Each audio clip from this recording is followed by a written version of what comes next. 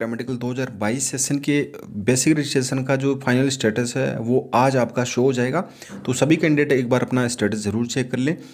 और final registration की अगर बात की जाए तो काफ़ी सारे कैंडिडेट हैं, उनके मिस्टेक हो गई है आपके फाइनल रजिस्ट्रेशन में, जैसे कि फादर नेम की जगह मदर नेम मेंशन कर दिया है, या आपके जो मार्क्स हैं या आपकी जो कैटेगरी है, कुछ ना कुछ मिस्टेक्स आपके ज़रूर हुई है, या किसी का पेमेंट कंफर्म नहीं हो रहा है।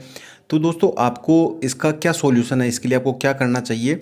तो वैसे अगर देखा जाए तो फाइनल रजिस्ट्रेशन की जो आपका स्टेटस है वो आपका शो होगा 2 जून से। फाइनल रजिस्ट्रेशन का अभी बेसिक रजिस्ट्रेशन का ही, तो फाइनल रजिस्ट्रेशन का स्टेटस है वो अभी आपका शो होना स्टार्ट नहीं हुआ है। 2 जून 2022 से आपका स्टार्ट होगा। अगर किसी कैंडिडेट का रिजेक्ट होता है किसी कारणवश, तो वो अपना करेक्शन है वो कर सकता है, और उसकी लास्ट डेट आपकी 7 जून 2022 तक है। तो ये तो आपकी इसमें जो ऑफिशियल डेट दी गई है उसके रिलेटेड है। लेकिन अगर आपका रिजेक्ट नहीं होता है, सपोज दैट कि आपने मदर नेम की जगह फादर नेम लिख दिया, या फादर नेम की जगह मदर नेम लिख दिया, अब ये वाली चीज़ एम्स वालों को तो कैसे पता चलेगी कि आपके मदर का नेम क्या है या आपके फादर का नेम क्या है? वो तो वही सोच के चलेंगे जो आपने मेंशन किया है। ये तो आपको ही पता है कि आपका जो गलत हो गया है, तो इसको किस तरीके से करेक्ट करेंगे? तो ये तो वो अपना जो आपने डिटेल फिल की है उसको एक्सेप्ट कर लेंगे।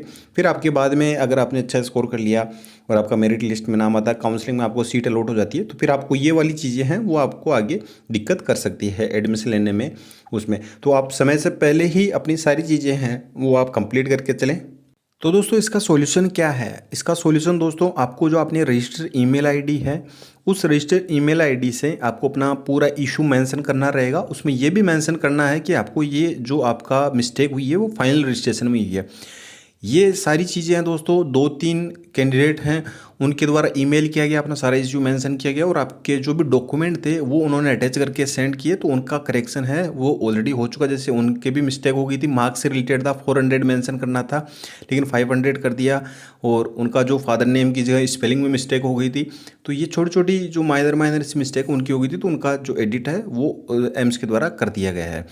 अब आपको भी क्या करना है दोस्तों, आप जो आपकी करेक्शन विंडो ओपन होगी 2 जून को, तो उससे पहले ही आप भी अपनी प्रिपरेशन करके रखिए, क्योंकि 2 जून के बाद में मास लेवल पे उनके पास मेल्स आएंगे, उनके पास रिक्वेस्ट जाएगी, तो वो हो सकता है कि आपकी जो रिक्वेस्ट है वो उनके ध्यान में ना आए, क्योंकि मैनुअली सारी चीज़ें की जाएगी, ऑटोमेटिकली तो होगी नहीं कि आपके डॉक्यूमेंट्स है वो आपके चेक किए जाएंगे, फिर उनमें जो भी चीज़ें हैं वो आपकी वहाँ पे करेक्ट की जाएगी। तो आप अभी से दोस्तों आपकी जो रजिस्टर्ड ईमेल आईडी है, जो आपने अपना एप्लीकेशन फॉर्म फिल किया था उस टाइम पे जो रजिस्टर्ड ईमेल आईडी दी थी, उसी ईमेल से आपको एक फॉर्मेट बना लेना है। मैंने ऑलरेडी टेलीग्राम पे आपको मैं डाल रखा है।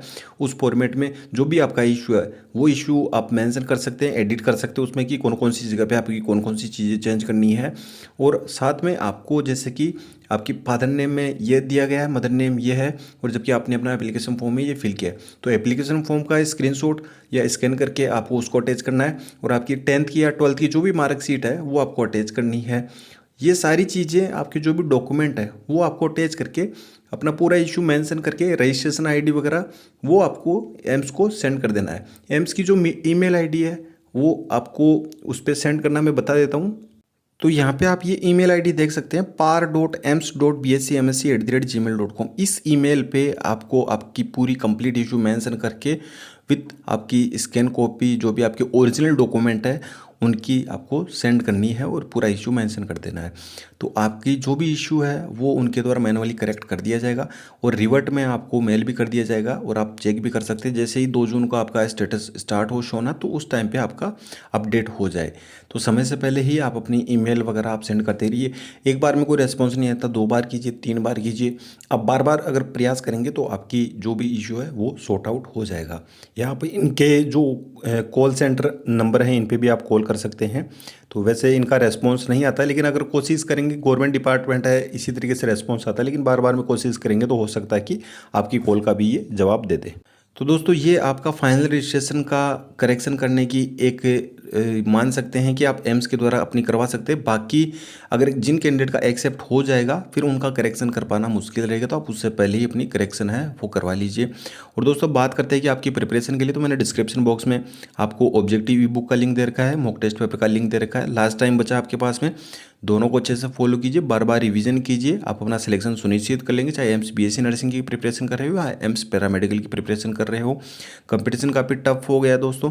और लास्ट टाइम की अगर बात की जाए, जिन कैंडिडेट ने अच्छे से हमारे स्टडी मटेरियल को फॉलो किया था, 168 कैंडिडेट का सिलेक्शन हुआ था। इस बार भी अगर आप इस लिस्ट में आना चाहते हैं तो आप अच्छे से प्रॉपर स्टडी मटेरियल को फॉलो कीजिए। कोई भी डाउट हो, कोई भी विषय कमेंट बॉक्स में पूछ सकते हैं, इंस्टाग्राम फॉलो करके वहाँ से भी जानकारी ले सकते हैं। या मेरी जो पर्सनल टेलीग्राम ID है आपकी @SC007, इस पर मैसेज करके भी जानकारी ले सकते हैं। तो दोस्तों फिलहाल के लिए ये अपडेट थी, मिलते हैं नेक्स्ट वीडियो में नेक्स्ट अपडेट के साथ में। धन्यवाद, जय हिंद, जय भारत।